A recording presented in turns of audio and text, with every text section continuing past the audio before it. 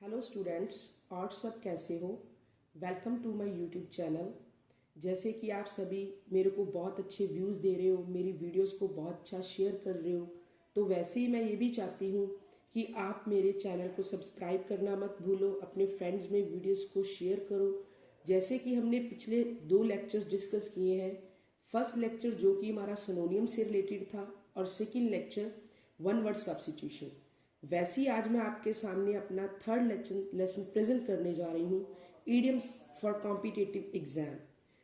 वैसे तो बहुत सारे ईडियम्स होते हैं, लेकिन आज मैं आपके सामने कुछ ऐसे रेलेवेंट ट्रिक्स लेकर आई हूँ जिनकी हेल्प से आपको ईडियम्स लर्न करने बहुत ही ईजी लगेंगे। तो चलो हम बहुत अच्छे ट्रिक के साथ ईडियम्स को लर्न करते हैं। जो आज का हमारा पहला ईडियम है उसकी तरफ चलते हैं, that is eight 11th hour. देखो, हम हर ईडियम्स को इमेज की हेल्प से लर्न करने की कोशिश करेंगे। अब हम सभी जानते हैं कि 11th का मतलब क्या होता है, 11, और आवर्स होते हैं घंटे। अब देखो, इमेज में हमें क्या दिखाई दे रहा है कि हमारे सामने एक वॉच बनी हुई है और उस पर क्या टाइम शो हो रहा है, उस पर 11 बजे हुए। दैट मीन्स इसका मतलब ये हुआ कि एक बंदा दिन में, पूरे दिन में 24 घंटे होते हैं, लेकिन एक बंदा 11 घंटे तक काम कर रहा है। दिन के 12 में से वो कितने घंटे काम कर रहा है, 11 घंटे काम कर रहा है। तो इसका बेसिकली मतलब क्या हुआ कि वो बंदा लास्ट मोमेंट तक काम करने के लिए बिल्कुल रेडी है। तो जो हमारा एट 11th आवर ईडियम है उसका बेसिकली मतलब क्या हुआ, एट लास्ट मोमेंट, कि कोई भी बंदा जो अंत तक काम करने के लिए तैयार है। जैसे कि हमें हर कॉम्पिटिटिव एग्जाम में 4 ऑप्शंस दिए जाते हैं और हमें उनमें से राइट ऑप्शन पे टिक करना होता है, तो उसी के हिसाब से जो हमारा करेक्ट ऑप्शन होगा that is C option, at last moment. ऐसे हम चलते हैं हमारे सेकंड ईडियम की तरफ, have a bee in one's bonnet. देखो बच्चे, हमें पिक्चर में क्या क्लियर हो रहा है। बेसिकली बॉनेट किसे बोलते हैं, जिसमें मधुमक्खी अपने शहद को इकट्ठा करती है, उसे बॉनेट बोलते हैं। और सिंपल वर्ड में जिसे हम टोपी के नाम से भी जानते हैं। और बी का मतलब ऑब्वियसली सब जानते हैं कि मधुमक्खी होती है। अब देखो, फॉर योर काइंड इन्फॉर्मेशन, आप सब जानते हो कि जो मधुमक्खी है वो सर्दियों में शहद इकट्ठा करती है और गर्मियों में उसका इस्तेमाल करती है। तो दैट मीन्स क्या हुआ कि जब भी एक बी अपने शहद को इकट्ठा करने के लिए अपने बॉनेट में गई हुई है, तो वो अपने काम में पूरी तरह से क्या है, पूरी तरह से जुनून में लगी हुई है अपने काम को करने के लिए। तो जैसा कि देखो, हमारे पास 4 ऑप्शन है। पहला ऑप्शन है एन ऑब्सेशन अबाउट समथिंग। अब देखो, किसी बच्चे को ऑब्सेशन का मतलब नहीं पता होगा, तो ऑब्सेशन का बच्चे मतलब होता है जुनून। सेकंड जो हमारा ऑप्शन बी है, अनरिलायबल वे ऑफ बिहेवियर। अब सभी को पता है कि अनरिलायबल का मतलब क्या होता है, जो चीज़ विश्वास करने योग्य नहीं है। और सी ऑप्शन हमारा है टू गेट अनाय, इसका मतलब होता है नाराज होना। और डी जो हमारा ऑप्शन है टू मेक पीस। तो अब देखो, जो हमने स्टोरी बनाई कि जब भी मधुमक्खी अपने बॉनेट में होती है तो ऑब्वियसली वो पूरे जुनून के साथ काम कर रही होती है, तो उसके अकॉर्डिंग जो हमारा राइट ऑप्शन है that is A, N obsession about something, कि किसी भी काम को करने के लिए आपका जो जुनून होता है उसे हम क्या कहते हैं, have a bee in one's bonnet. ऐसे हम चलते हैं हमारे थर्ड ईडियम की तरफ, touch and go. Touch and go. अब देखो बच्चे, हमने टच एंड गो को किस ट्रिक से लर्न करना है। हमें पिक्चर में क्या क्लियर हो रहा है कि एक कार दूसरी कार को हिट करके जा रही है। एक कार टूट गई है और दूसरी कार उसे हिट करके उसको मार के भाग रही है। इसी एग्जाम्पल से हम लर्न करते हैं कि जिस कार ने इसे टच किया उसका नुकसान हुआ, लेकिन जिस कार ने इसको मारा वो अपने आप को बचाने के लिए भाग रही है। तो मतलब जब एक व्हीकल दूसरे व्हीकल से टच करेगा तो एक का नुकसान हो जाएगा, लेकिन दूसरा व्हीकल वहाँ से भागने की कोशिश करेगा। उसका रीज़न क्या है, क्योंकि वो अपने आप को जोखिम में महसूस कर रहा है। तो इसी तरह बच्चे, जो हमारा टच एंड गो ईडियम है उसका बेसिकली मतलब क्या होगा, रिस्की, कि उसने क्या लिया, बंदे ने रिस्क लिया। तो इसके हिसाब से जो हमारा सही ऑप्शन होगा दैट इज बी ऑप्शन। ऐसे हम चलते हैं हमारे फोर्थ ईडियम की तरफ, एन आर्म चेयर जॉब।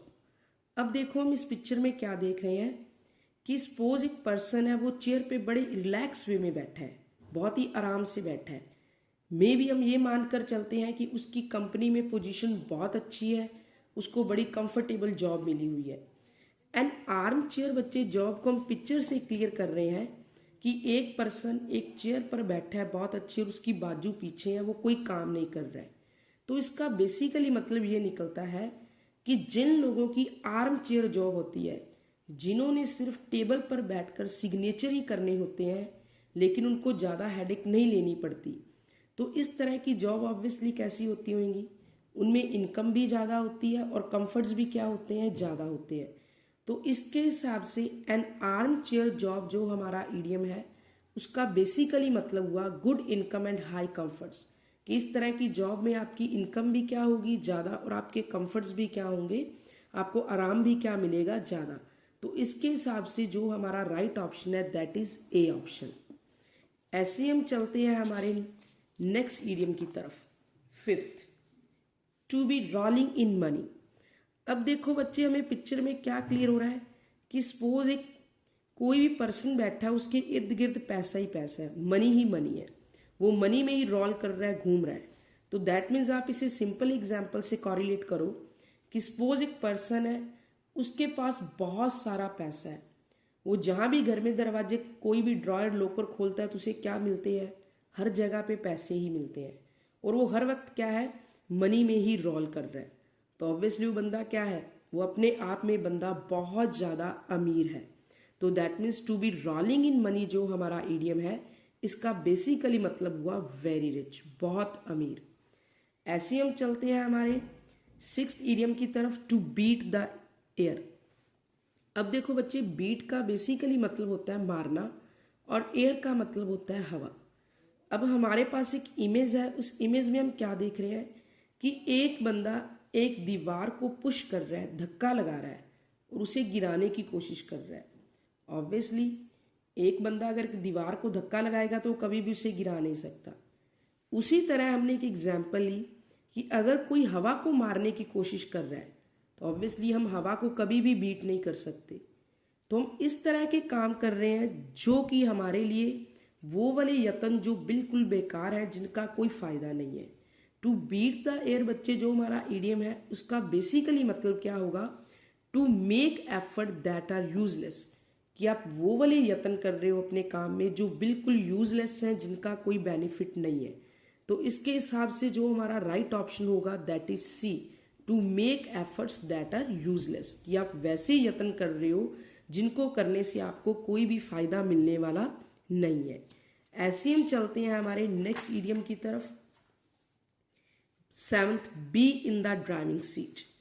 अब देखो बच्चे, हम पिक्चर में क्या देख रहे हैं कि एक बंदा ड्राइविंग सीट पे बैठा गाड़ी को ड्राइव कर रहा है। तो ऑब्वियसली देखो, सपोज हम कहीं भी जाते हैं, जो बंदा ड्राइविंग का काम कर रहा होता है वो हमेशा बहुत सारी हेडेक को फेस करता है कि मैंने ड्राइविंग को बहुत सही तरीके से करना है, मैंने टाइम पे अपनी जर्नी को कंप्लीट करना है, मैंने ड्राइविंग में कोई मिस्टेक नहीं करनी है कि जिसकी वजह से किसी को हार्म हो, किसी को नुकसान हो। तो दैट मीन्स क्या हुआ, इस ईडियम का बेसिकली मतलब be in the driving seat, कि जो बंदा ड्राइविंग की सीट पर बैठकर काम कर रहा होता है, उस बंदे को सबसे पहले किस चीज़ को फेस करना पड़ता है, उसे सारी रिस्पॉन्सिबिलिटी, सारी जिम्मेवारियों को झेलना पड़ता है। तो इसी के हिसाब से जो हमारा सही ऑप्शन हुआ, बेयरिंग ऑल रिस्पॉन्सिबिलिटी, कि जो बंदा ड्राइविंग सीट पर बैठकर काम कर रहा है वो बेसिकली क्या कर रहा है, वो हर एक रिस्पॉन्सिबिलिटी को बियर कर रहा है। तो इसके हिसाब से हमारा जो सही ऑप्शन हुआ that is A option, to bearing all responsibility. ऐसे हम चलते हैं हमारे last but not least idiom, आज के 8th ईडियम की तरफ, ऑल मून शाइन। अब देखो बच्चे, मून का सभी को पता है मतलब होता है चांद, और शाइन का मतलब होता है चमकना। लेकिन हम सब जानते हैं कि मून क्या होता है, मून भी एक होता है और सूरज भी एक होता है और चांद भी एक होता है। लेकिन मैंने ईडियम के आगे वर्ड क्या यूज़ किया, ऑल मून शाइन, कि सारे चांद चमकते हैं। दैट मीन्स अगर आप बच्चे को ये कह रहे हो, आप स्टार दिखाकर बच्चे को ये कह रहे हो कि ये चांद और ये चमक रहे हैं, तो दैट मीन्स क्या है कि कहीं ना कहीं आप अपने बच्चे को असलियत से बहुत दूर रख रहे हो, कि आप उसे क्या बता रहे हो कि सारे चांद चमक रहे हैं। तो आप इस बच्चे को किससे दूर कर रहे हो? आप उस बच्चे को रियलिटी से दूर कर रहे हो। तो इसके हिसाब से हम अपने करेक्ट ऑप्शन की तरफ चलते हैं। फार क्या होता है बच्चे? दूरी। फ्रॉम मतलब सभी को पता है, से रियलिटी क्या होता है? असलियत। कि मतलब आप उस बंदे को किससे दूर कर रहे हो? आप उस बंदे को रियलिटी से बिल्कुल दूर कर रहे हो। तो इसके हिसाब से जो हमारा राइट ऑप्शन होगा that is C option. C is a right option. Now बच्चे, थैंक यू ऑल। उम्मीद करती हूँ कि आपको मेरी ये वाली वीडियो बहुत अच्छी लगी होगी। ट्रिक्स की हेल्प से आपको इडियम लर्न करने बहुत ही अमेजिंग लगेंगे। ऐसे हम मिलेंगे हमारे नेक्स्ट वीडियो में कुछ नया करने के लिए। तब तक के लिए be safe, have a nice day, और प्लीज़ बेल आइकन को बटन को दबाना मत भूलें। मेरे चैनल को सब्सक्राइब करना मत भूलो। So have a nice day. Thank you.